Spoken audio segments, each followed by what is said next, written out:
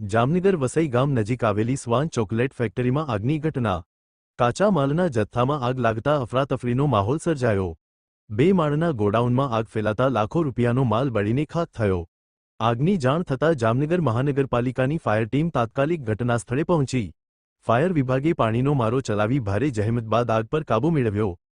કંપનીમાં ફાયર સેફટીના પૂરતા સાધનોના અભાવથી આગે વિકરાળ સ્વરૂપ ધારણ કર્યું। પ્રાથમિક તપાસમાં કંપનીની બેદરકારી સામે આવતા અનેક સવાલો ઊભા થયા। સુરક્ષા ધોરણોના પાલનમાં ઉદાસીનતા આગના બનાવ માટે જવાબદાર હોવાની ચર્ચા। આગની ઘટનામાં કંપની સંચાલન દ્વારા હકીકતો છુપાવવાનો પ્રયાસ થયાના આક્ષેપ। ફાયર સેફટી અંગેની બેદરકારીના કારણે કર્મચારીઓ અને માલમિલકત જોખમમાં મુકાયા। આ ઘટનાએ ઔદ્યોગિક એકમોમાં ફાયર સેફટીના અમલ અંગે ગંભીર પ્રશ્નો ઊભા કર્યા। કંપનીની બેદરકારી સામે કડક કાર્યવાહી કરવાની માંગ ઉઠી।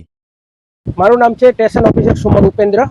આજ રોજ 112 માંથી 2 ને 14 કંટ્રોલ રૂમમાં ફોન આવતા કે વસઈ પાસે એક ચોકલેટના કારખાનામાં આગ લાગેલી છે, તો એમાં એક ગાડીને ટર્ન આઉટ કરેલી છે। તો ત્યાંથી સ્ટાફનો મેસેજ મળતા કે આગ થોડી વિકરાળ હોવાથી બીજી ગાડીને ફાયર સ્ટેશન કંટ્રોલ રૂમમાંથી બીજી ગાડીને ટર્ન આઉટ કરેલ છે। અહીંયા જઈને સ્થળ ઉપર વિઝિટ કરતા માલુમ પડે કે કચરામાં આગ લાગેલી હતી અને કોઈ પણ જાતની નુકસાની થયેલી નથી અને કોઈ પણ જાતની જાનહાનિ પણ થયેલ નથી।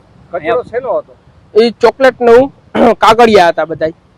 આ ફાયર માટેના પૂરા સાધનો હતા, એના માટેનું કોઈ એનઓસી લેવાનું હોય એ બધી પ્રક્રિયા થયેલી છે કે નહીં? શું ફાયર સેફટી માટેની શું સુવિધા? એ હવે તપાસનો વિષય છે કે હવે અગાઉ અમને કોઈ સાધનો અહીંયા જોવા મળ્યા છે? અત્યારે હાલ પૂરતા કઈ જોવા મળેલા નથી, પણ હજી તપાસ કરવાની બાકી છે। અહીં કેટલા લોકો ત્યાં હાજર હતા આસપાસ? અંદાજે 100-150 જણા આજુબાજુમાં હાજર હતા, પણ જે સ્થળે આગ લાગેલી હતી ત્યાં કોઈ પણ જાતના વ્યક્તિ હાજર રહેલા નતા કે કામ કરતા ન હતા। ખાસ કરીને આગ કઈ જગ્યાએ લાગી હતી?